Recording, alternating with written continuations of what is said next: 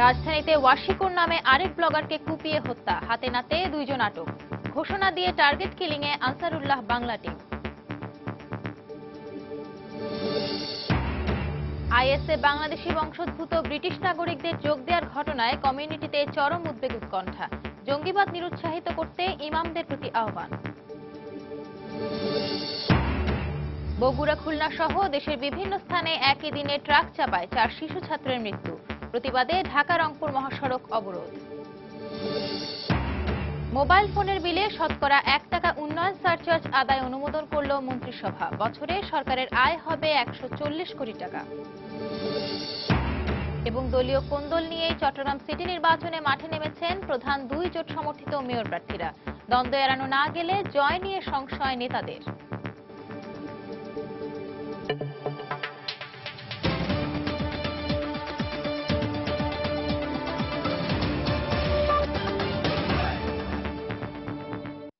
প্রবাসী সময়ের সঙ্গে আছি আমি সঞ্জনা চৌধুরী। এবার দিনের আলোয় প্রকাশ্যে খুন করা হলো এক ব্লগারকে। সোমবার সকালে রাজধানীর বেগুনবাড়ি এলাকায় ওয়াশিকুর রহমান নামের ওই যুবককে কুপিয়ে হত্যা করা হয়। পালিয়ে যাওয়ার সময় স্থানীয় জনতা ও পুলিশ 2 মাদ্রাসা ছাত্রকে আটক করে। পুলিশ জানিয়েছে, প্রাথমিক জিজ্ঞাসাবাদে ধর্মীয় মতাদর্শ নিয়ে বিরোধের জেরেই ওয়াশিকুরকে হত্যার বিষয়টি স্বীকার করেছে আটক হওয়া মাদ্রাসা ছাত্র আরিফ ও জিকরুল্লাহ। এ ঘটনায় রাতে নিহতের ভগ্নিপতি বাদী হয়ে তেজগাঁও শিল্পাঞ্চল থানায় 4 জনকে আসামি করে মামলা করেছেন। রাজধানীর বেগুনবাড়ি জিপিকার মোড়ের যেখানে খুনের ঘটনা ঘটে সোমবার দিনভর সেখানে ছিল উৎসুক জনতার ভিড়। প্রত্যক্ষদর্শীরা জানান, সোমবার সকাল 9:15টার দিকে এক যুবকের ওপর চাপাতি নিয়ে 3 যুবককে হামলে পড়তে দেখেন মধ্যবয়স্ক এক নারী। তার চিৎকারে ওই 3 হামলাকারীকে ধাওয়া করে জনতা। পরে পুলিশের সহায়তায় তাদের মধ্যে 2 জনকে আটক করা হয়। পকেটে থাকা জাতীয় পরিচয়পত্র সূত্রে জানা যায়, হতভাগ্য যুবকের নাম ওয়াশিকুর রহমান। মাস্টার বাড়ির থেকে আজমিরের সামনে থেকে থানার আসলো, থানার কইতাছে কি হয়েছে, আমি কি মানুষ মেরে রাখছি, ঠিক আছে কুবাই এই যে 3 ওটা যাইতেছে, ঠিক আছে জিনিসপত্র লইয়া।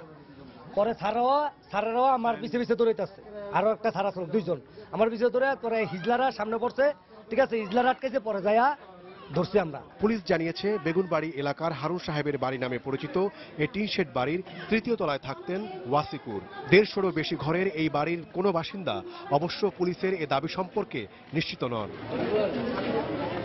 আটক করার পরপরই তেজগাঁও শিল্পাঞ্চল থানায় 2 মাদ্রাসা ছাত্রকে দফায় দফায় জিজ্ঞাসাবাদ করেন পুলিশের ঊর্ধ্বতন কর্মকর্তারা। পুলিশ জানিয়েছে, চেক পোলো শার্ট পরা জিকরুল চট্টগ্রামের হাটহাজারী মাদ্রাসা এবং আরিফ মোহাম্মদপুরের দারুল উলুম মাদ্রাসার ছাত্র।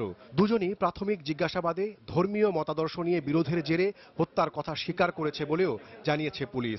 তাদের ভাষায় এই যে ভিকটিম, যে নিহত যে ভদ্রলোক, উনি ব্লগে লেখালেখি করতেন এবং বিভিন্ন বিষয়ে সমালোচনা করতেন, এবং এই কারণেই তারা তাকে হত্যার উদ্দেশ্যে তারা বিভিন্ন সময় ঢাকা এবং হাটহাজারীর বিভিন্ন জায়গায় তারা মিলিত হয়, পরিকল্পনা করে, এবং এই পরিকল্পনার অংশ হিসাবে গতকালকে তারা ঢাকায় আসে এবং তারা তার বাসাটা রেকি করে। ওয়াশিকুরের খুন হওয়ার খবরে ঢাকা মেডিকেল কলেজ হাসপাতালে ছুটে আসেন তার কর্মক্ষেত্র ফারিস্ট এভিয়েশন নামের ট্রাভেল এজেন্সির কর্মকর্তা এবং এক চাচাতো বোন। ওয়াশিকুরের লেখালেখির বিষয়ে তারা কিছুই জানতেন না বলেও জানানো হয়। ও ভালো পড়াশোনা করে, তারপরে নতুন চাকরিতে ঢুকছে, এতটুকু পর্যন্ত খবর জানি, আর এর বাইরে কিছু জানি না। ট্রাভেল এজেন্সিতে সে ট্রেনি অফিসার হিসেবে ছিল, কম্পিউটারের রিজার্ভেশন সিস্টেমটা সে শিখছিল আমার এখানে। খুবই শান্ত, ভদ্র, সভ্য ছেলে, অফিসে আসতো, অফিসে যেত। এর আগে গত 26শে ফেব্রুয়ারি সন্ধ্যায় বইমেলা থেকে ফেরার সময় টিএসসি এলাকায় খুন হন বিজ্ঞান মনস্ক লেখক ও ব্লগার অভিজিৎ রায়। ওমর ফারুক, সময় সংবাদ, ঢাকা। এদিকে ওয়াশিকুর রহমানের মৃত্যুর খবর তার গ্রামের বাড়ি লক্ষ্মীপুরের রামগঞ্জ ইউনিয়নের হাজিপুর গ্রামে পৌঁছালে কান্নায় ভেঙে পড়েন স্বজনরা। রোববার একমাত্র বোন সীমা আক্তারের জন্য কাপড় কিনে পাঠিয়েছিলেন ওয়াশিকুর রহমান, আর একদিন পরেই ভাইয়ের এমন মর্মান্তিক মৃত্যুর খবর পৌঁছালো তার কাছে। সেটি যেন কিছুতেই মেনে নিতে পারছেন না সীমা আক্তার। কোনো সান্ত্বনাই যেন কাজে আসছে না তাদের। এ সময় ওয়াশিকুর রহমানকে যারা খুন করেছে তাদের দৃষ্টান্তমূলক শাস্তির দাবি জানান স্বজনরা।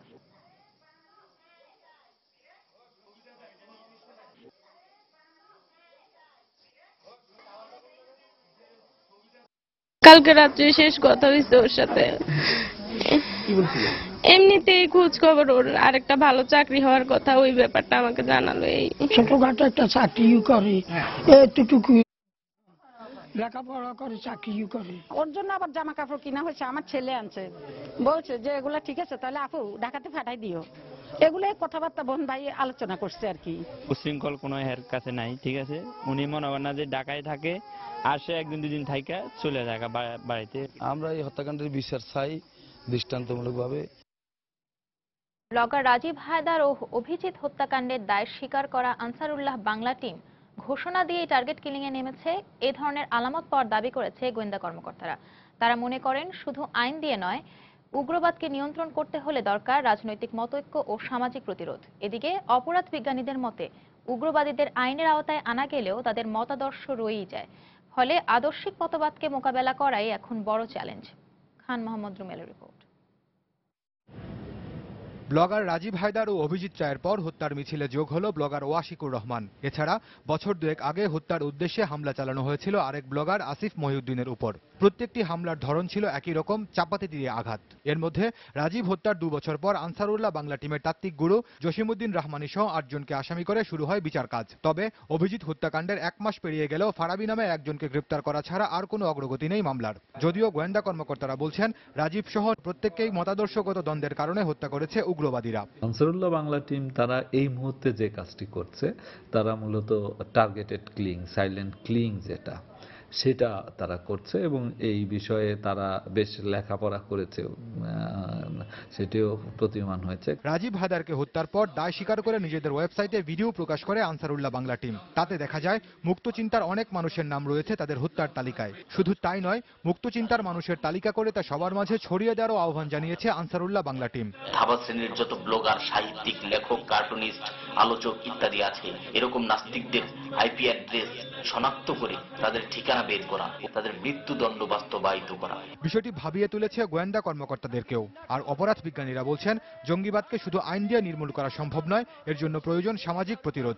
জঙ্গিবাদের সর্বশেষ জঙ্গিবাদ যে সমস্ত প্রযুক্তি অনলাইনের মাধ্যমে প্রচার করছে সেটিকে তারা গ্রহণ করছে, ফলে তারাও কিন্তু ভয়ঙ্কর হয়ে উঠতে পারে। একটা গোত্র কিংবা একটা গোষ্ঠী তারা যখন আদর্শগত কারণে তারা স্থির প্রতিজ্ঞ হয়, দৃঢ় প্রতিজ্ঞ হয় যে তারা তাদের যে লক্ষ্য সেখানে পৌঁছাবে কিংবা তাদের লক্ষ্যকে অর্জন করবে, তখন তাদের দমিয়ে রাখাটা কিন্তু খুব মুশকিল। তিনি আরো বলেন, গত কয়েক বছর ধরেই দেশে উল্লেখযোগ্যভাবে কমে গেছে বিভিন্ন সামাজিক ও সাংস্কৃতিক সংগঠনের বিস্তার। ফলে এসব উগ্রবাদী সংগঠন সহজেই আকৃষ্ট করছে তরুণ সমাজকে। খান মোহাম্মদ রুমেল, সময় সংবাদ, ঢাকা। বাংলাদেশে ইসলামী আইন প্রতিষ্ঠার লক্ষ্যে ভারতে জঙ্গি নেটওয়ার্ক তৈরি করে সেখান থেকেই বর্তমান গণতান্ত্রিক সরকার ব্যবস্থাকে ধ্বংস করার ষড়যন্ত্র করেছিল জেএমবি। বর্ধমান ঘটনার 177 দিনের তদন্ত শেষে ভারতের কেন্দ্রীয় তদন্তকারী সংস্থা এনআইএ তাদের 164 পৃষ্ঠা চার্জশিটে এমন চাঞ্চল্যকর অভিযোগ উত্থাপন করেছে। বাংলাদেশ ছাড়াও ভারতের জঙ্গিরা ওই ষড়যন্ত্রে জড়িত ছিল বলে উল্লেখ করা হয়। মামলা চার্জশিটে আরও বলা হয়, আসাম, ঝাড়খণ্ড এবং পশ্চিমবঙ্গের বর্ধমান, নদিয়া, বীরভূম ও মুর্শিদাবাদ জঙ্গি নেটওয়ার্ক তৈরির জন্য বেছে নিয়েছিল জেএমবি। চার্জশিটে 8 জনকে পলাতক উল্লেখ করে মোট 21 জনের বিরুদ্ধে অভিযোগ গঠন করেছে এনআইএ। অভিযুক্তদের মধ্যে 4 বাংলাদেশি রয়েছে, যাদের মধ্যে একমাত্র সাজেদই এনআইএর হেফাজতে রয়েছে। বাকি 3 জন পলাতক। গত 2 অক্টোবর বর্ধমান জেলার খাগড়াগড়ের একটি ভাড়া বাড়িতে বিস্ফোরণের ঘটনায় শাকিল মোল্লা এবং সোভান মণ্ডল নামে 2 জনের মৃত্যু হয়। এই ঘটনার পরপরই পশ্চিমবঙ্গ জুড়ে তোলপাড় শুরু হয়।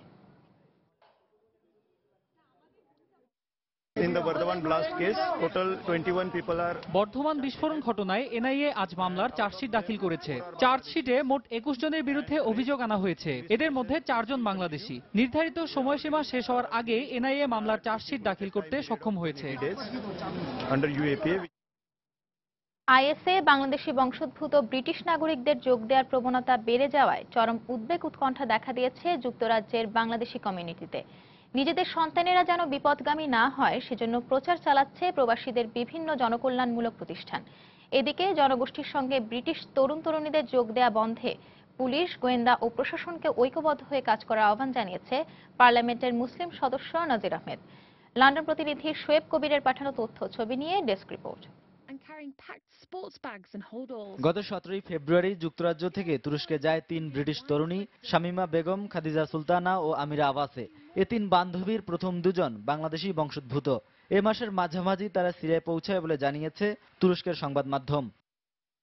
এ খবরে রেশ কাটতে না কাটতেই ব্রিটিশ গণমাধ্যম জানিয়েছে ৮ বছরের ছেলে ও ৩ বছরের মেয়েকে নিয়ে আইএসএ যোগ দিতে সিরিয়ায় গেছেন বাংলাদেশি বংশোদ্ভূত মহিলা রেহেনা বেগম। ১৪ ফেব্রুয়ারি তিনি বিমানে করে লন্ডন থেকে তুরস্কের ইস্তাম্বুলে পৌঁছান। এভাবে একের পর এক কমিউনিটির সদস্যদের জঙ্গি দলে যোগ দেওয়ার প্রবণতায় উদ্বিগ্ন হয়ে পড়েছে ব্রিটিশ বাংলাদেশিরা। আমাদের বাড়া যারা ইয়াং ছেলেমেয়েরা যারা বিশেষ করে আইসিসির সাথে যারা ইনভলভ হচ্ছে, এটা আমি মনে করি একটা ব্রেন ওয়াশ। আমরা মনে করি এটা থেকে আমাদের বাচ্চারা যারা এটার সাথে এদেরকে ইনভলভ করতেছে, এটা একটা খুব রিস্কি পথ।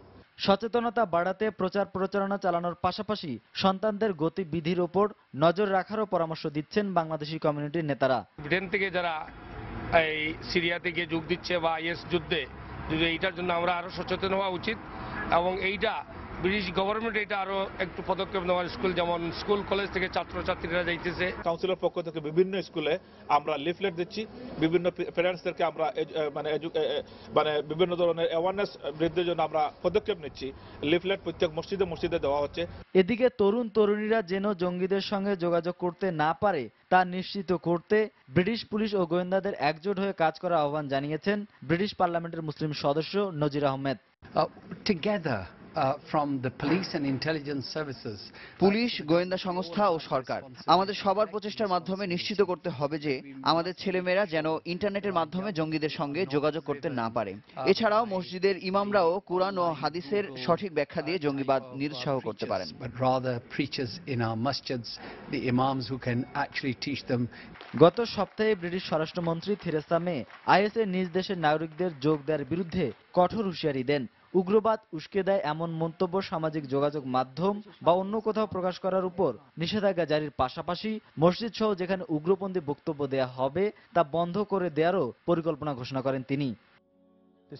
সময় সংবাদ, লন্ডন, যুক্তরাজ্য। খুলনায় ট্রাক চাপায় এক স্কুল ছাত্র নিহত হয়েছে, আহত হয়েছে আরো দুজন। বগুড়া সদরের গোকুলেও ট্রাক চাপায় এক স্কুল ছাত্র নিহত হয়েছে। এ ঘটনার প্রতিবাদে প্রায় 2 ঘন্টা ঢাকা রংপুর মহাসড়ক অবরোধ করে রাখে স্থানীয় এলাকাবাসী। তাদের অভিযোগ, পুলিশের বেপরোয়া গাড়িকে সাইড দিতে গিয়েই ঘটেছে দুর্ঘটনা। একইভাবে ট্রাক চাপায় টাঙ্গাইলে আরো 2 শিক্ষার্থী নিহত হয়েছে। এই ঘটনায় আহত হয়েছে আরো 2 জন। খুলনা থেকে তরিকুল ইসলাম, টাঙ্গাইল থেকে কাদির তালুকদার এবং বগুড়া থেকে মাজিদুর রহমানের পাঠানো তথ্য ও ছবি নিয়ে ডেস্ক রিপোর্ট। আমার ছেলে কালকে আমার জাতি রয়েছে, নাকে শুয়েছিল, আজকে সেই ছেলে এখনো খায়নি। আমার রাত্রি নাকে রয়েছে ছেলের জন্য। আল্লাহ, তুচ্ছ বিষয় নিয়ে বাবার সাথে অভিমান হয়েছিল অমিতের। ছেলের অভিমান আর ভাঙানো হলো না বাবার। দুরন্ত কিশোর সন্তানের প্রিয় মুখটি শেষবারের মতো দেখতেও দেয়া হচ্ছে না বাবাকে। একটু অসাবধানের এই দুর্ঘটনা যেন তছনছ করে দিয়েছে গোটা পরিবারটি। প্রত্যেকটা ফ্যামিলি সরকার সাবধান করে যে ছেলেমেয়েদের ঠিক মতন বয়সে গাড়ি কিনে দিক। শুধু খুলনা শহর না, টোটাল বাংলাদেশে স্ট্যান্ড বলতে কোনো শব্দ থাকবে না। খুলনায় খানজাহান আলী সেতু টোল প্লাজা এলাকায় সকালে ঘটে এই দুর্ঘটনা। ট্রাকের চাপায় ঘটনাস্থলেই মারা যায় মোটরসাইকেল আরোহী খুলনা মডেল স্কুলের 8ম শ্রেণীর ছাত্র অমিত। আহত হয় আরো 2 সহপাঠী। এদিকে বগুড়ার গোকুলে নিহত স্কুল ছাত্র রিয়াদের স্বজনরা জানান, সকালে নিজেই সাইকেল চালিয়ে স্কুলে যাচ্ছিল সে। পেছন থেকে একটি ট্রাকের ধাক্কায় মুহূর্তেই কেড়ে নেয় তার প্রাণ। নিহত রিয়াদ গোকুল তসলিমউদ্দিন সরকারি প্রাথমিক বিদ্যালয়ের 5ম শ্রেণীর ছাত্র। ছোট থেকে ছাত্র, গরিব ছেলে এবং কর্ম খায়, বাপটা লেবারি করে। এই ঘটনায় চালক সহ ট্রাকটি আটকের চেষ্টা করছে পুলিশ।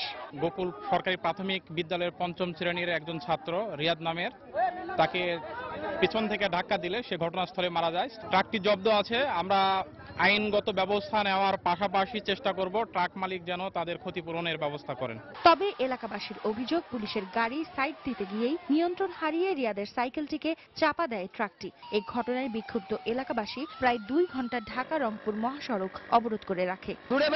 তখন এই ট্রাকের ড্রাইভারটা নিয়ন্ত্রণ হারিয়ে যায়, ওই বাচ্চাটাকে চাপা দিচ্ছে। পুলিশের ড্রাইভারে ফাঁসি চায়, আর পুলিশের ড্রাইভার এমন বেপরোয়া গাড়ি চালায়, এই চাঁদা লোভে দুর্ঘটনাগুলো ঘটতেছে।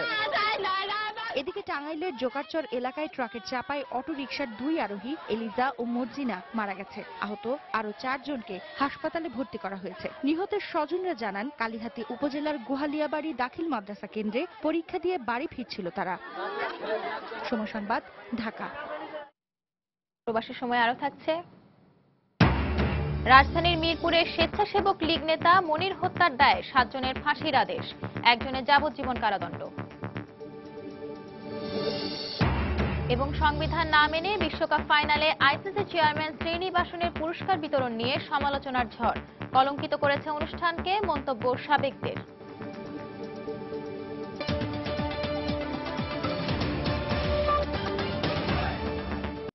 মোবাইল ফোন ব্যবহারের উপর 1% উন্নয়ন সারচার্জ আরোপ করে নতুন আইনের খসড়ার অনুমোদন দিয়েছে মন্ত্রিসভা।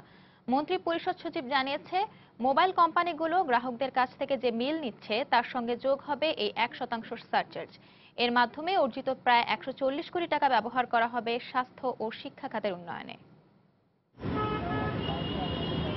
বাংলাদেশ টেলিকমিউনিকেশন রেগুলেটরি কমিশনের হিসেব অনুযায়ী বর্তমানে বাংলাদেশে মোবাইল ফোনের সংযোগ সংখ্যা 12 কোটি 11 লাখের বেশি। একসঙ্গে সক্রিয় থাকে প্রায় 7 থেকে 8 কোটি মোবাইল সিম। আর এনবিআর এর হিসেব অনুযায়ী একজন মোবাইল ব্যবহারকারী প্রতি মাসে গড়ে 200 টাকা ব্যবহার করেন। 1% করে প্রতি ব্যবহারকারী মাসে গড়ে 2 টাকা করে সারচার্জ দিলে সরকারের খাতায় জমা হবে 140 কোটি টাকা, যা ব্যয় হবে শিক্ষা এবং স্বাস্থ্য খাতের উন্নয়নে। এমন পরিকল্পনার কথা মাথায় রেখেই সারচার্জ ও লেভি আরোপ ও আদায় আইন 2015-র খসড়ার চূড়ান্ত অনুমোদন দিল মন্ত্রিসভা। মোবাইল ফোন ব্যবহারকারীগণ যে সকল সেবা গ্রহণ করেন তার মূল্যের উপরে মাত্র 1% সারচার্জ আরোপ করা হলে 140 কোটি টাকা সারচার্জ আদায় করা সম্ভব হবে। এটা আনুমানিক হিসাব, যা শিক্ষা এবং স্বাস্থ্য উন্নয়নে ব্যয় করা যাবে। মোবাইল ফোনে যত ধরনের সেবা রয়েছে তার সবগুলোর উপরই প্রযোজ্য হবে এই সারচার্জ। 1% যে আপনার মোবাইল কোম্পানি আপনার কাছ থেকে যে আপনার বিল নিচ্ছে তার সঙ্গে 1% অ্যাড হবে। মোবাইল কোম্পানি, এটা গভর্নমেন্ট টিমে মোবাইল কোম্পানির কাছ থেকে এটা পাস অন করবে আর কি। সুনির্দিষ্ট কোনো খাতে জনগণের কাছ থেকে অর্থ তুলতে সারচার্জ আরোপ করা হয়। বঙ্গবন্ধু সেতু নির্মাণের সময় সরকার সারচার্জ আরোপ করেছিল। তখন বাস, ট্রেন ও সিনেমার টিকিট কাটার সময় অতিরিক্ত অর্থ নেওয়া হতো, যা জমা হতো সেতুর তহবিলে। শাহ আলী জয়, সময় সংবাদ, ঢাকা। রাজনীতিতে নারী পুরুষের বৈষম্য কমানোর ক্ষেত্রে গুরুত্বপূর্ণ ভূমিকা রাখায় women in parliament global award আন্তর্জাতিক পদক পেয়েছে বাংলাদেশ। গত 25শে মার্চ ইথিওপিয়ার রাজধানী আদ্দিস আবাবায় রাজনীতিতে বৈষম্য কমিয়ে দক্ষিণ ও দক্ষিণ পূর্ব এশিয়ায় নেতৃস্থানীয় ভূমিকা পালনের জন্য এ পদক দেওয়া হয়। প্রধানমন্ত্রীর পক্ষে এ পদক গ্রহণ করেন পররাষ্ট্র প্রতিমন্ত্রী শাহরিয়ার আলম। সোমবার মন্ত্রিপরিষদের নিয়মিত বৈঠকে পররাষ্ট্র প্রতিমন্ত্রী প্রধানমন্ত্রীকে এ পদক হস্তান্তর করেন।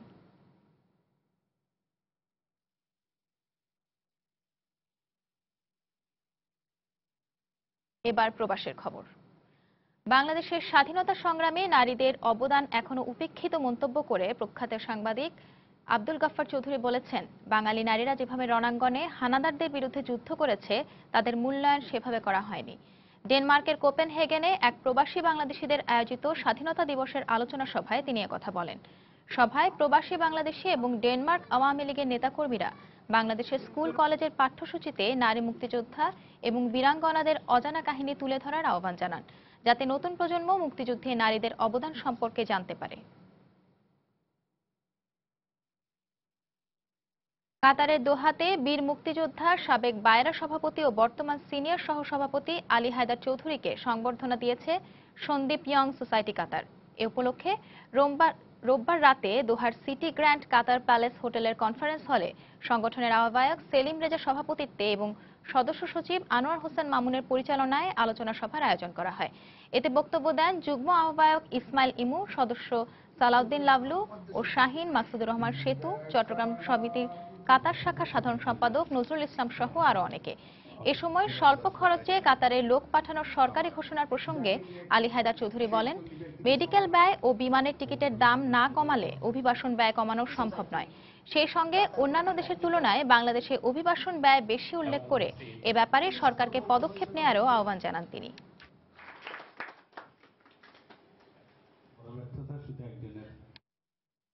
বাংলাদেশের মানবাধিকার লঙ্ঘন, গুম, হত্যা, বিচার বিভাগ ও গণমাধ্যমের স্বাধীনতা হরণ হচ্ছে এমন অভিযোগে স্পেনের রাজধানী মাদ্রিদের 0 পয়েন্টে বিক্ষোভ ও সমাবেশ মানববন্ধন করেছে বাংলাদেশ ও স্পেনের বেশ কয়েকটি মানবাধিকার সংস্থা। বাংলাদেশি ছাড়াও এতে অংশগ্রহণ করেছে অনেক স্প্যানিশ। এ সময় সালাউদ্দিন আহমেদ ও ইলিয়াস আলীকে খুঁজে বের করার দাবি জানানো হয়। এছাড়া অবিলম্বে কারাগারে বন্দী নেতাদের মুক্তির দাবি জানানো হয়। সমাবেশে বক্তব্য দেন ফজলে লাহি, খোরশেদ আলম মজুমদার, আব্দুল কাইয়ুম, রমিজ উদ্দিন, মোর্শেদ আলম, নুরুল আলম, আল আমিন সহ অনেকে।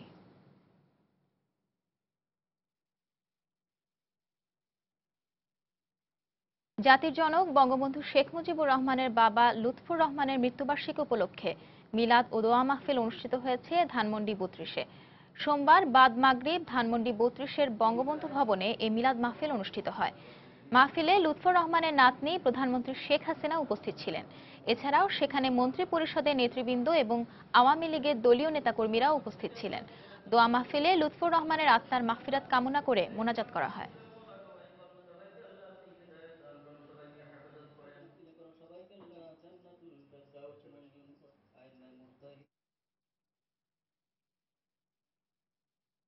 অনেকটা দলীয় কোন্দল মাথায় নিয়ে চট্টগ্রাম সিটি কর্পোরেশন নির্বাচনে মাঠে নেমেছেন প্রধান দুই রাজনৈতিক জোট সমর্থিত প্রার্থীরা। শীর্ষ নেতারা নানাভাবে অভ্যন্তরীণ কোন্দলের বিষয়টি এড়িয়ে যাওয়ার চেষ্টা করলেও মাঠ পর্যায়ের চিত্র ভিন্ন। নগর আওয়ামী লীগের সভাপতি এবিএম মহিউদ্দিন চৌধুরীর অনুসারীদের কতটা কাছে পাবেন এ নিয়ে যেমন আজমুন নাসিরের দুশ্চিন্তা আছে, তেমনি নগর বিএনপির সাধারণ সম্পাদক ডাক্তার শাহাদাতের অনুসারীরা এম মঞ্জুর আলমের পক্ষে কতটা আন্তরিক থাকবেন তা নিয়ে আছে প্রশ্ন। বিস্তারিত জানাচ্ছেন কমল দে। চট্টগ্রাম সিটি কর্পোরেশন নির্বাচনে মেয়র পদে আওয়ামী লীগের পক্ষ থেকে প্রথম থেকেই চেষ্টা চালিয়ে আসছিলেন সাবেক মেয়র ও নগর আওয়ামী লীগের সভাপতি এবিএম মহিউদ্দিন চৌধুরী, সাধারণ সম্পাদক আজমুন নাসির এবং সিডিএ চেয়ারম্যান আব্দুল সালাম। কিন্তু শেষ পর্যন্ত দলীয় সমর্থন পান আজমুন নাসির উদ্দিন। এখন পর্যন্ত মহিউদ্দিন চৌধুরী দলীয় প্রার্থীর হয়ে কাজ করলেও তার বিশাল কর্মী বাহিনীর তেমন তৎপরতা দেখা যাচ্ছে না। এছাড়া মহিউদ্দিন চৌধুরী গত নির্বাচনে মঞ্জুর আলমের কাছে হারলেও পরবর্তীতে তাদের মধ্যে সুসম্পর্ক গড়ে ওঠে। মহিউদ্দিন চৌধুরীর সাথে সংযোগ করে বিভিন্ন কাজকর্ম করাতে মানুষ সাধারণত ওনার উপরে আমার মনে হয় কিছু রুষ্ট আছে। এখানে যদিও দল থেকে সমর্থন দেওয়া হয়, কিন্তু পাবলিক যেদিকে ছুটবে সেই পাবলিকের যে গতিকে রোধ করতে পারে না। একই অবস্থা বিএনপিতেও। নগর কমিটির সাধারণ সম্পাদক ডাক্তার শাহাদাত হোসেন নির্বাচনে অংশ নেওয়ার ব্যাপারে ব্যাপক প্রস্তুতি নিলেও মামলার কারণে আর প্রকাশ্যে আসতে পারেননি। দলীয় সমর্থন পেয়ে যান মঞ্জুর আলম। এ নিয়ে ক্ষুব্ধ শাহাদাতের অনুসারীরা। সবাই ঐক্যবদ্ধভাবে যেখানে আছে সেখানে তিনি থাকবেন না, এটা অনেকেই প্রচার করছে, আসলে এটা সঠিক না। তবে আওয়ামী লীগ নেতারা মনে করছেন সবাই ঐক্যবদ্ধভাবে কাজ করলে আজমুন নাসিরের জয় নিশ্চিত। বিএনপিতে স্ক্যাটার্ড অবস্থায় আছে, হযবরল অবস্থায় আছে। এই হযবরল অবস্থা থেকে গুছিয়ে আনতে অনেক কষ্ট করবে। জনগণ সঠিকভাবে সিদ্ধান্ত নেয়, সেই সঠিক সিদ্ধান্তের কারণেই আজমুন নাসির জয়লাভ করবে। অন্যদিকে বিএনপি নেতারা বলছেন মঞ্জুর আলমকে নিয়ে দলের তৃণমূলে ক্ষোভ থাকলেও জয় নিশ্চিত করার জন্য তা কাটিয়ে ওঠা যাবে। সরকার আজকে যেভাবে আমাদের নির্যাতন চালাচ্ছে, হাজার হাজার নেতাকর্মীর বিরুদ্ধে মামলা দিয়েছে, এগুলোর সম্পর্কে যারা চিন্তা করবে তারা অবশ্যই নিজ উদ্যোগে মঞ্জুর আলম সাহেবকে যেখানে যার অবস্থান সেখান থেকে তারা সমর্থন প্রদান করবে। জনগণ যদি সুষ্ঠুভাবে ভোট দিতে পারে, ভোট দেওয়ার পরিবেশ যদি থাকে, সুষ্ঠু নির্বাচনের পরিবেশ যদি থাকে, ইনশাল্লাহ আমরা জিতব। এবারের নির্বাচনে মেয়র পদে মোট 13 জন মনোনয়নপত্র দাখিল করলেও ভোটারদের মতে মূল লড়াই হবে আজমুন নাসির এবং মঞ্জুর আলমের মধ্যেই। কমল দে, সময় সংবাদ, চট্টগ্রাম। আগামী 8 এপ্রিল থেকে 3 সিটি কর্পোরেশন নির্বাচনের প্রার্থীরা প্রতীক ছাড়াই নিজেদের প্রচার প্রচারণা চালাতে পারবে। সোমবার একথা জানিয়েছে নির্বাচন কমিশন সচিব মোহাম্মদ সিরাজুল ইসলাম। তিনি জানান, তফসিল অনুযায়ী 10 এপ্রিল প্রতীক বরাদ্দ দেওয়া হবে, আর তাই এর আগের দুদিন প্রতীক ছাড়াই প্রচার প্রচারণা চালানো যাবে। আচরণ বিধিমালায় যেটা আছে সেটা হলো যে নির্বাচনের 21 দিনের পূর্বে আচরণ করা যাবে না, আপনার প্রচারণা করা যাবে না। তো এটা হিসাব করলে যেটা হতে পারে যে 8 তারিখ থেকে হয়তো প্রচারণা করা যাবে।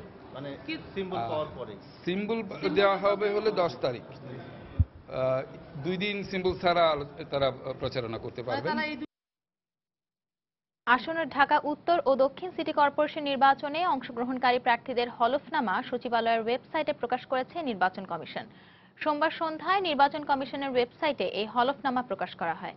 ঢাকা উত্তর ও দক্ষিণে অংশগ্রহণকারী বেশ কয়েকজন প্রার্থীর ব্যক্তিগত আয় ব্যয়ের বিবরণী প্রকাশ করা হয়। এর মাঝে বিএনপি সমর্থিত প্রার্থী মির্জা আব্বাস ও আওয়ামী লীগ সমর্থিত মোহাম্মদ সাইদ খোকনের হলফনামা প্রকাশ করা হয়েছে। এছাড়াও নির্বাচন কমিশন সচিবালয়ের ওয়েবসাইটে ঢাকা উত্তরের জাতীয় পার্টির নেতা ববি হাজ্জাজের হলফনামাও প্রকাশ করা হয়।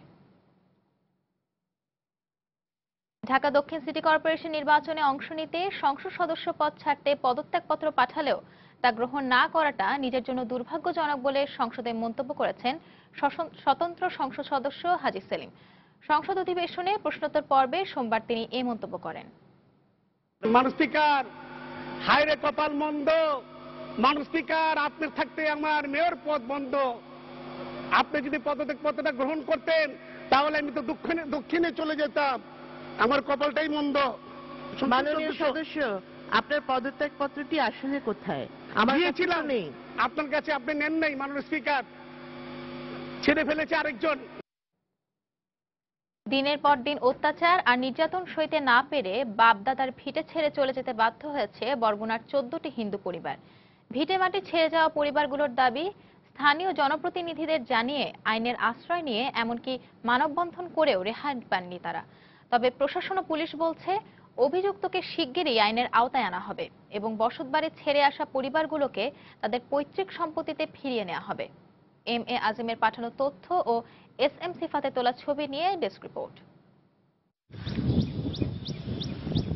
বরগুনার তালতলী উপজেলার এই ঘরবিহীন ভিটেগুলো নির্যাতন সইতে না পেরে চলে যাওয়া হিন্দু পরিবারের। তাদের অভিযোগ, বাড়িঘর লুট, হিন্দু মহিলাদের কুপ্রস্তাব, চাঁদা দাবি সহ বিভিন্নভাবে নির্যাতন চালানো হচ্ছিল। আর দিনের পর দিন তাদের উপর এই নির্যাতন চালাচ্ছিল রশিদ নামের স্থানীয় এক সন্ত্রাসী। এই বিষয়ে বিভিন্ন মহলে বিচার চেয়েও ব্যর্থ হয়েছেন তারা। কোনো বিচার না পেয়ে শেষ পর্যন্ত পরিবারগুলো তাদের বাপদাদার ভিটে ছেড়ে চলে যেতে বাধ্য হন। ওই ধরেন কুডর কুডে আগুন দেয়, ওই মাছ ধরে, তারপর রাত্রে ওইলে ধরেন ওই আয়, সেকালে কি করা যায়? কত বোর বাড়ি তুই সব ওর জ্বালাই আমার স্বামীরে এক পিট বাড়িয়া এই একটা পোক করে গেলেছে। এখন যা হইতেছে তারপরে আমরা চেয়ার মেম্বারের কারো কাছে আমরা জানাই না যে আমরা সুবিচার পাই না, যার ফলে আমরা ওইখান থেকে বউকে লইয়া আমরা তারপর আমরা পলাই যাই।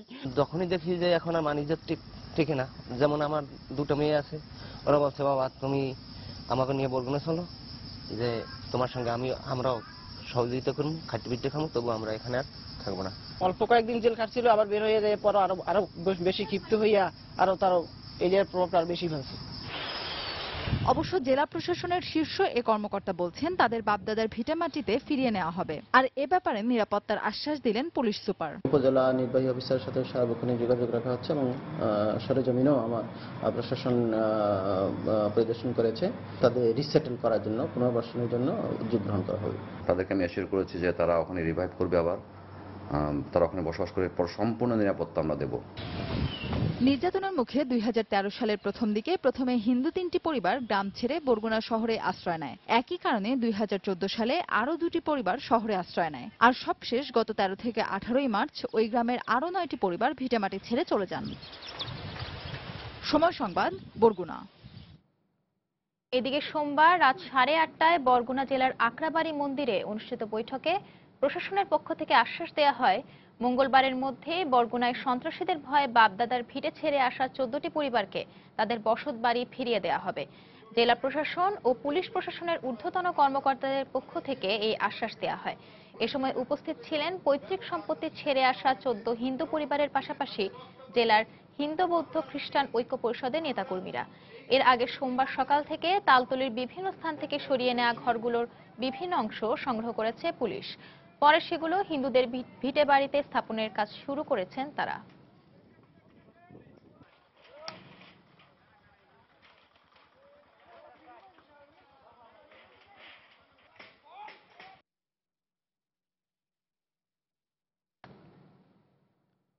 চট্টগ্রামে গ্রাহকের 3 কোটি টাকা আত্মসাতের অভিযোগে বাংলাদেশ কমার্স ব্যাংকের খাতুনগঞ্জ শাখার সেকেন্ড অফিসার মোহাম্মদ মঈনুদ্দিনকে গ্রেফতার করেছে পুলিশ।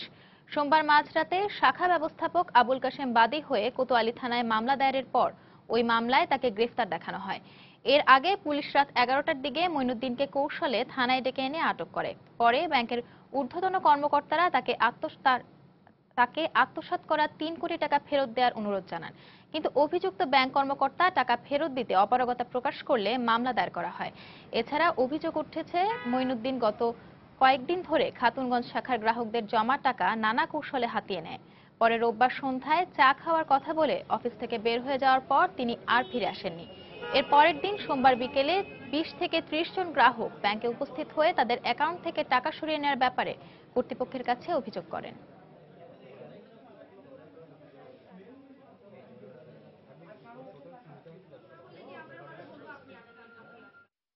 ব্যালেন্সে যাই দেখতেছি 1,49,00,000 টাকা আমার লাল ফিগার, আমার পুরো সিসিটা ছিল 1,50,00,000 টাকা। তারপর এখানে যখন আসলাম বলছে আপনাদের টাকা শর্ট, ব্যালেন্স শর্ট। কি ব্যালেন্স শর্ট?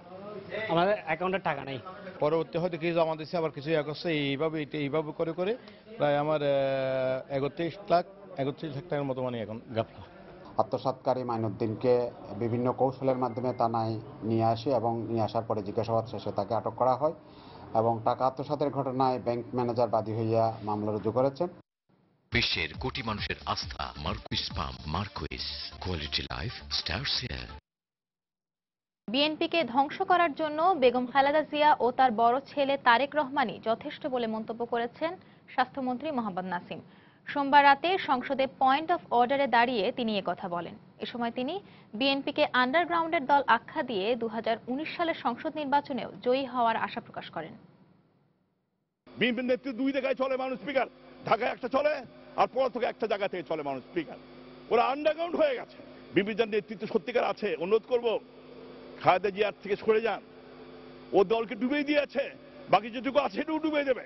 বিএনপির নেত্রী খালেদা জিয়া নিজেই যথেষ্ট, তারেক জিয়া নিজেই যথেষ্ট বিএনপিকে ধ্বংস করার জন্য। আমাদের কোনো দরকার নেই মানুষ স্পিকার, আমাদের কোনো দরকার নেই। এখন ওখানে ওই বসে শেখ হাসিনাকে হত্যা করার চক্রান্ত করছে মানুষ স্পিকার। যদি সাহস থাকে রাস্তায় বেরিয়ে আসুন, মাঠে আসুন, খেলা হবে মাঠে, ঘরের মধ্যে কোনো খেলা হয় না মানুষ স্পিকার। মাঠে লড়াই হবে ইনশাল্লাহ। 2019 সালে সেই নির্বাচন হবে। এইচএসসি ও সমমানের পরীক্ষার সময় রাজনৈতিক দলগুলোকে হরতাল অবরোধের মতো কর্মসূচি না দেওয়ার আহ্বান জানিয়েছেন শিক্ষামন্ত্রী নুরুল ইসলাম নাহিদ। সোমবার দুপুরে সচিবালয়ে এইচএসসি ও সমমানের পরীক্ষা বিষয়ক এক প্রেস ব্রিফিংয়ে তিনি একথা বলেন। এ সময় এইচএসসি ও সমমানের পরীক্ষা রুটিন অনুযায়ী হবে বলেও আশা প্রকাশ করেন তিনি। সময় নষ্ট করে আমাদের যদি আমরা এই দীর্ঘ পরীক্ষা নিতে যাই অন্য কৌশল অবলম্বন করে, তাহলে পরে আমাদের ছেলে মেয়েদের আর একটা বছর নষ্ট হয়ে যেতে পারে। আমরা এই দিক দিতে পারি না। আমরা যে রুটিন ঘোষণা করেছি, অন্য যে কোনো ধরনের বাধা বিপত্তি আসুক সেটাকে অতিক্রম করে আমরা সেইটা পরীক্ষা নিব। এবং যারা পরীক্ষায় বাধা সৃষ্টি করছেন বা হরতাল ইত্যাদি আহ্বান করে তাদেরকে আমরা আহ্বান জানাবো আবারও যেন তারা এই 3 মাসের অভিজ্ঞতা থেকে, মানুষের মনোভাব থেকে এবং তাদের ব্যর্থতা থেকে তারা এই শিক্ষা লাভ করে আমাদের ছেলে মেয়েদেরকে পরীক্ষায় বাধাগ্রস্ত না করেন। রাজধানীর মিরপুরে স্বেচ্ছাসেবক লীগ নেতা মনির উদ্দিন মনু হত্যার দায়ে 7 জনকে ফাঁসি ও 1 জনকে যাবজ্জীবন কারাদণ্ড দিয়েছেন আদালত। সোমবার দুপুরে দ্রুত বিচার ট্রাইব্যুনাল 4-এর বিচারক এবিএম নিজামুল হক এর রায় দেন। এর আগে সকালে কারাগার থেকে গ্রেফতারকৃত 2 আসামিকে আদালতে হাজির করে পুলিশ।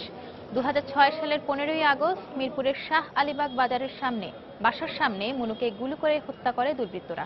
পরের দিন মিরপুর থানায় একটি হত্যা মামলা দায়ের করে নিহতের পরিবার। চাঁদা না দেয়ায় এই হত্যাকাণ্ড ঘটানো হয়েছে বলে দাবি করেন নিহতের পরিবার। এই ঘটনায় দণ্ডপ্রাপ্ত আসামিদের 8 জনের মধ্যে 6 জন পলাতক রয়েছেন।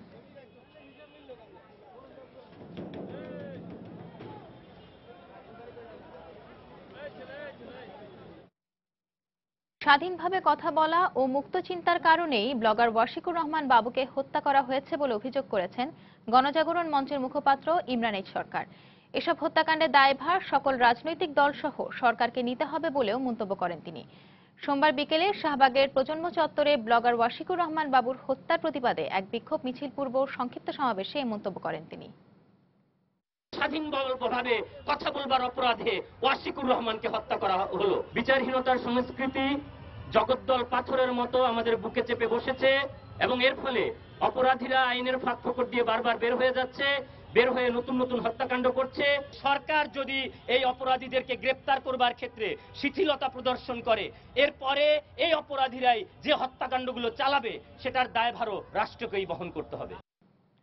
রাজধানীর উত্তরার হাউস বিল্ডিং এলাকায় উচ্ছেদ অভিযান চালিয়েছে রাজধানী উন্নয়ন কর্তৃপক্ষ রাজুক। অভিযানে ফুটপাত দখল করে নকশা বহির্ভূতভাবে স্থাপনা নির্মাণের অভিযোগে অর্ধশতাধিক দোকানের ফুটপাতের অংশ গুড়িয়ে দেওয়া হয়েছে। একই সময়ে আবাসিক ভবনকে অবৈধভাবে বাণিজ্যিক ভবন হিসেবে ব্যবহার করায় দোকান মালিকদের প্রয়োজনীয় কাগজপত্র ঠিক করারও নির্দেশ দেয় কর্তৃপক্ষ। মৌসুমী ইসলামের রিপোর্ট। উত্তরা 9 নম্বর সেক্টরের এই ভবনগুলো আবাসিক ভবন হিসেবে অনুমতি নিলেও দীর্ঘদিন ধরে অবৈধভাবে তা বাণিজ্যিক ভবন হিসেবে ব্যবহার করে আসছে প্লট মালিক কর্তৃপক্ষ। সেই সাথে জনসাধারণের চলাচলের ফুটপাত দখল করে চালানো হচ্ছিল ব্যবসায়িক কার্যক্রম। নামি দামি ব্র্যান্ডের প্রতিষ্ঠানও রয়েছে এসব অবৈধ স্থাপনায়। বাণিজ্যিক ভবন কি না সেটা প্রুভ করার জন্য আমাদেরকে সরকার নোটিশ দিবে, কিন্তু এই পর্যন্ত আমরা আদৌ কোনো নোটিশ পাইনি। ফুল কমার্শিয়ালের জন্য দরখাস্ত দিচ্ছে, এটা ইয়ার মধ্যে আছে, আছে। কিন্তু রাজুক বলছে বারবার নোটিশ দেওয়ার পরও তাদের অবৈধ স্থাপনা অপসারণ করা হয়নি। উচ্ছেদ আমাদের নোটিশ জারি করে করা হয়। আমরা প্রাথমিকভাবে আজকে তাদের অবৈধ স্থাপনাগুলো ভেঙে দিচ্ছি। এরপরও যদি তারা এসব বেআইনি কাজ বন্ধ না করে তাহলে মোবাইল কোর্টের মাধ্যমে তাদেরকে যথোপযুক্ত শাস্তির আওতায় আনা হবে। এ সময় একটি প্রতিষ্ঠানকে সিলগালা করা সহ 2 জনকে আটক করে রাজুকের ভ্রাম্যমাণ আদালত। মৌসুম ইসলাম, সময় সংবাদ, ঢাকা। আন্তর্জাতিক প্রসঙ্গ। যুক্তরাষ্ট্রের ফ্লোরিডায় যাত্রীবাহী বাস উল্টে নিহত হয়েছেন কমপক্ষে 8 জন। এছাড়াও গুরুতর আহত হয়েছেন অন্তত 10 জন। দেশটির পুলিশ জানায় একটি গির্জার মালিকানাধীন বাসটি ফ্লোরিডার গ্লেডস কাউন্টি এলাকার হাইওয়ে দিয়ে পূর্বাঞ্চলীয় স্টেট রোডের দিকে যাওয়ার পথে একটি সিগন্যালে থামাতে গিয়ে দুর্ঘটনার কবলে পড়ে। এ সময় বাসটি পাশের একটি ডোবায় পড়ে গেলে ঘটনাস্থলেই মারা যায় বাসের 18 আরোহীর মধ্যে 8 জন। এছাড়াও গুরুতর আহত অবস্থায় হাসপাতালে নেওয়া হয় আরও অন্তত 10 জনকে। ইয়েমেনে হাউথি বিদ্রোহী দমনে সৌদি নেতৃত্বাধীন আরব উপসাগরীয় আরব জোটের বিমান হামলার প্রতি সমর্থন জানিয়েছে বাংলাদেশ সরকার। সোমবার এক সংবাদ বিজ্ঞপ্তিতে একথা জানায় বাংলাদেশের পররাষ্ট্র মন্ত্রণালয়। বিজ্ঞপ্তিতে বলা হয়, ইয়েমেনের সার্বভৌমত্ব রক্ষা এবং আঞ্চলিক অখণ্ডতা নিশ্চিত করতে সৌদি আরবের নেতৃত্বে হাউথি দমনে যেসব পদক্ষেপ এরই মধ্যে নেওয়া হয়েছে তার প্রতি পূর্ণ সমর্থন রয়েছে বাংলাদেশ সরকারের। এছাড়াও সংকট উত্তরণে জাতিসংঘ ও উপসাগরীয় দেশগুলোর মধ্যে আলোচনারও আহ্বান জানানো হয় বাংলাদেশের পক্ষ থেকে। সৌদি আরবের নেতৃত্বে গত বুধবার থেকে হাউথিদের অবস্থান লক্ষ্য করে ওই বিমান হামলা শুরু করে মিশর, আরব আমিরাত, কাতার, কুয়েত সহ আরব উপসাগরীয় অঞ্চলের মোট 8টি দেশ।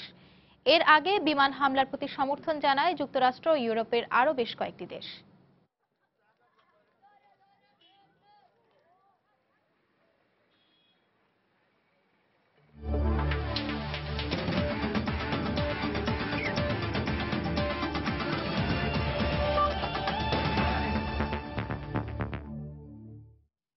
নিউজিল্যান্ডকে হারিয়ে নিজেদের 5ম বিশ্বকাপ ট্রফি জয়ের পর পুরো অস্ট্রেলিয়া এখন উৎসবে মাতোয়ারা। ক্রিকেট বিশ্ব জয় করে মেলবোর্ন সিটি সেন্টারে বিশ্বকাপ ট্রফি নিয়ে উন্মুক্ত মঞ্চে হাজির হলেন ক্লার্ক, ওয়াটসন, স্টার্করা। এরপর শত শত ভক্ত সমর্থকরা প্রিয় ক্রিকেটারদের সাথে বিশ্বকাপ জয়ের আনন্দ উদযাপন করতে হাজির হন মেলবোর্ন সিটি সেন্টারে। এদিন অস্ট্রেলিয়ার উপপ্রধানমন্ত্রী ওয়ারেন ট্রাস ক্লার্ককেও শুভকামনা জানিয়ে বক্তব্য রাখেন। এছাড়া বিশ্বকাপ জয়ের আনন্দ ভক্তদের সাথে ভাগাভাগি করে নেন ক্লার্ক। সংবর্ধনা শেষে সমর্থকদের সাথে ছবি তোলার পাশাপাশি অটোগ্রাফও দেন স্টার্ক, জনসন, ওয়াটসনরা।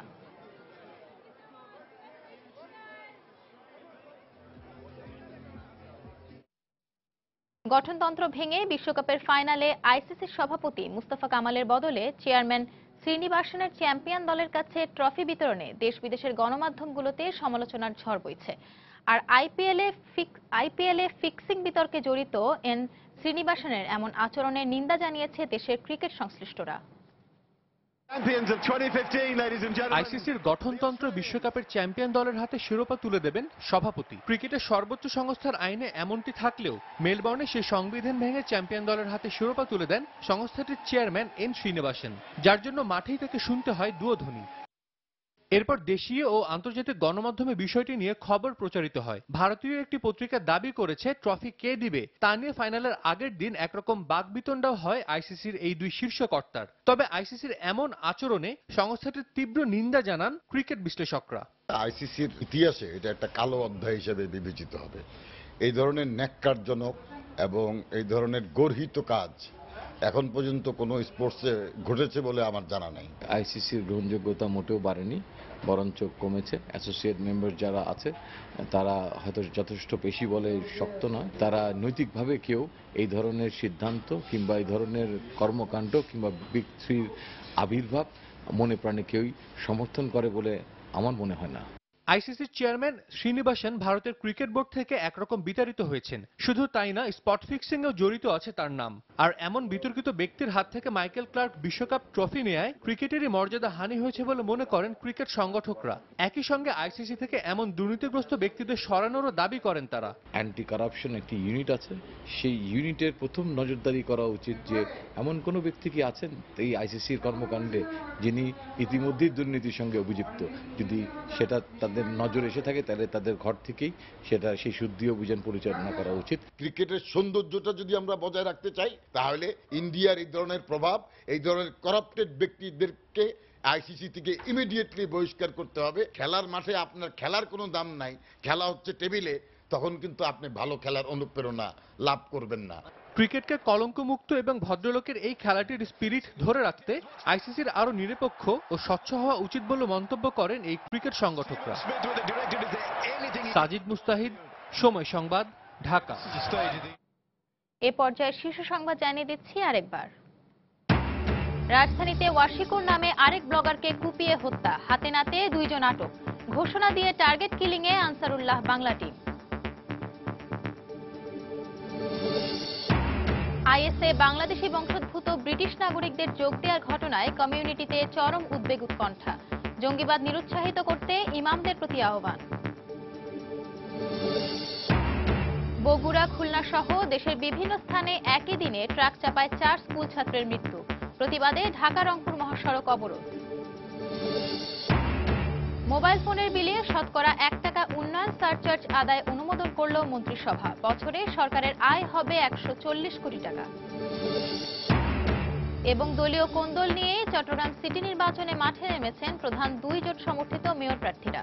দ্বন্দ্ব এড়ানো না গেলে জয় নিয়ে সংশয় নেতাদের।